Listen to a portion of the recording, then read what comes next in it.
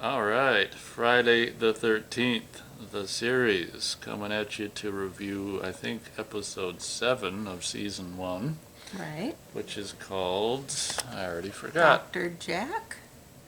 Dr. Jack. We just finished it, seeing it for the first time. I'm assuming you haven't seen any of these before. No, I've not seen any of these before. It'll be fun to see, like, if we get to some that you've seen. You've seen some, right? Some, but I was like 7. Well, I'd imagine you'd hopefully maybe remember bits and pieces, maybe not. We Well, shall I see. kind of You were remember 10. bits and pieces. Well, I said 10. like 7. Kind of remember bits and pieces of Cupid. Oh, No. so you think you saw bits and pieces of Cupid? Like the ending of it, like the end where they were in the Oh, that's right. boiler room. I think you mentioned that. Anyway, we're here to talk about this one, which is called what? Dr. Jack. And I was thinking Dr. Jekyll and Mr. Hyde. But of course, Nate had it pegged again, as in Jack the Ripper. As soon as it started, it kind of did this thing where it looked like a dark, scary London street. Some guy in a spooky outfit with his face covered, stalking the dark streets, and kind of a fun scene where he slits some flower salesman's throat. And That same weapon, well, he was seen, so he had to get a quick getaway, and he was trapped by some iron bars, and this seemingly small knife oh, that's right. cuts through the iron bars. Me and Beth were pretty. I was like, ooh, what is this? So this little scalpel, yeah, the guy was seen killing, so we had to make a hasty retreat, and it's like the same bars from that other episode. Yeah, probably. I bet they Probably were. the same scene. And same location, and he slices through the iron bars to get through. Like- Too bad Marshak didn't have that scalpel in that episode. Yeah, that would have been nice. So do you want So to the scalpel summarize? cuts through the iron bars like a hot knife through butter, and it turned into a not Dr. Jekyll, Dr. Jack the Ripper kind of episode. Dr. Jekyll and Mr. Hyde is in my head right now, but it's not that. It is Jack the Ripper, because their research in their little catalog book said the scalpel was sold to this barely doctor, but then they flipped a page and it said that the same scalpel that was sold was said to be owned by Jack the Ripper, so that kind of made it exciting. So this scalpel is formally Jack the Ripper's scalpel. This and is formerly known as Jack the Ripper's scalpel. premise of this episode is this guy has gotten hold of it.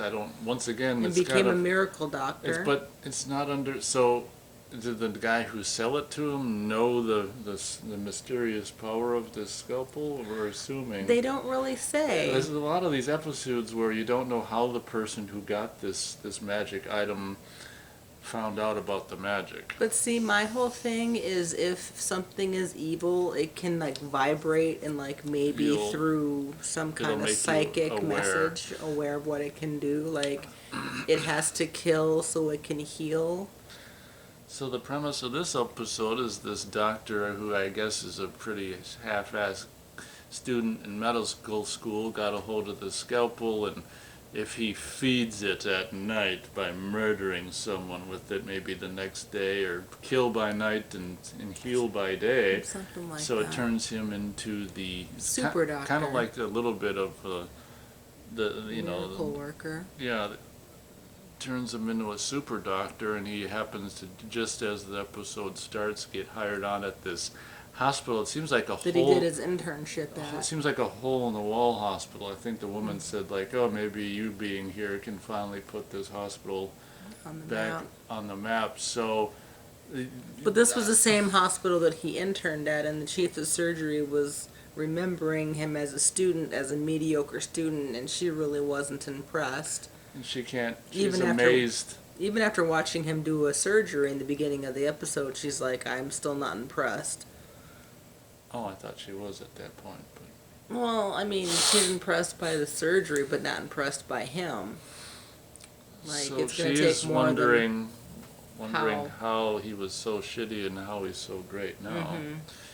But that's the basic premise, and I think I like this more than the last one, whatever that was called, because I don't know why. I guess it wasn't as confusing, and honestly, just the guy who played this Magician, doctor. doctor, well, I was going to say scalpel wielding doctor, was kind of fun because he was just, I don't know, just the guy they got, and he was just always so serious and kind of devious and evil. So that made this episode kind of fun for me. And Plus, there's only one doctor, not two magicians like the previous one. the last episode admittedly kind of confused me, but and one thing that is kind of a bummer about this, unlike the last episode, which had a miraculous 5 deaths, Only had two in this and one of them was the bad guy himself, so there's Yeah. only one innocent kill. Damn it. And But we don't know because they might have had an off-screen kill because he had to kill before. Because Jack, the old guy who's helping out, the two younger people, Mickey and Ryan, actually got hurt by the you were The going to say miracle doctor. Jekyll, weren't you? I was gonna say Jekyll. The miracle doctor, he goes into this elevator shaft and the doctor uses a scalpel to cut through the iron cables, so he falls, we don't know how, maybe 2-3 We don't feet, know. two stories, We whatever. don't know how far. But it was serious enough to have him go through surgery, so he's told he's got to go to surgery, and he's like, no, I can't do it, because I guess the scalpel's telling him it needs blood Yeah, but to kill. that night prior, didn't he try to kill a couple people and it didn't, things went wrong? Yeah, he tried to kill the It was skateboarder The and same night. This was before the surgery for I know. Jack. That's what I'm saying. Right. The night prior. Oh, well, the same night. Same night. Oh, okay, This whatever. Is the same night. Same night. But we don't know if he actually got away with getting a murder because they skip from the skate. So you think he might have gotten got a an kill. on-screen? Yeah, because why Might have was he gotten an able off-screen to kill. successfully do that The surgery if he didn't do a murder? Yeah, and before I forget, I do want to mention how cool I thought that was. That basically this guy was trying to kill. We can probably call Jack Marshak maybe, Okay. because if that may be Because there's easy. two Jacks. Yeah. So that guy was trying to kill Marshak, the older main character of the show, and nearly succeeded. And he was, they needed. This was a really cool twist, I thought, where it's like, okay, so Ryan actually succeeded in stealing the scalpel from the guy, and then Mickey's like, uh-oh, you need to give it back to him because he's the only chance of Marshak surviving. Yeah. I thought that was great. So then the guy does the surgery not knowing that it's Marshak. I don't Until know. the very end, when they remove the covering from his face. And do you want to say what happens then? Oh, you can go ahead. He's noticed I was about to, but after he discovers that it's Marshak, the guy I was trying to kill in the elevator shaft, he's like, I want complete and total whatever post-op oversight of this patient. I'll take care of, pardon me, all his needs.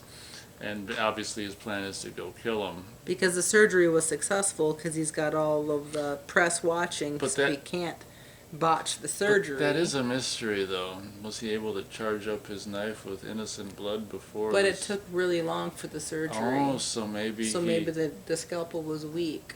Yeah, but why would you want the surgery to be successful? Then you wouldn't have to kill him later. It's to keep his record clean. Oh yeah, that's true. So somehow this. So the surgery was successful, but the aftermath, something went wrong. Oh no! But to cover his tracks, he was gonna do all the post-op health and coverage, but then he ends up getting into the chase scene with Ryan and Mickey to get the scalpel from him, and they're cutting up doors. Oh yeah, that's great. Well, not. Oh yeah, he did cut lids. doors. Oh, he cut that. Oh, we forgot about this woman who had this vendetta against him because he chopped up her The doctor daughter. killed his daughter. So this woman's after him with the gun, and he slices the gun in half. Was fun, That and like was you fun. say, slices through a door, slices a trash can lid to pieces. So this. But he can't slash through a cardboard trash, which was kind of and silly. then Ryan puts this this cardboard, whatever it is, tub thing over his arm and head, and he's like, "Ugh." Like cardboard can't be cut by this miraculous scalpel. So Ryan's down for the count, punched out by this guy, and then Mickey turns on an old EKG. I think it's an EKG. Whatever they. No, it's not an EKG. What is it? Where they I don't know do what it's the pulse called, thing? but it's the electric paddles to jumpstart someone's heart. Yeah. That happens to still run in this abandoned part of the hospital. Dilapidated. What did that thing on the graffiti on the window say? Eat some. That's just funny. Whatever. But it was. I thought it was kind of cool how he goes at Mickey with the blade, and then she goes chink and catches it in between the paddles for the electronic heart revival thing. And they show this whole electric zapping all over his body. They did some optical effects of the zapping electricity. And then they turn him over and the scalpel's in his heart, so that was the second kill. Remember how I said on, whatchamacallit, Cupid's quiver, that the guy should have fallen onto his own thing?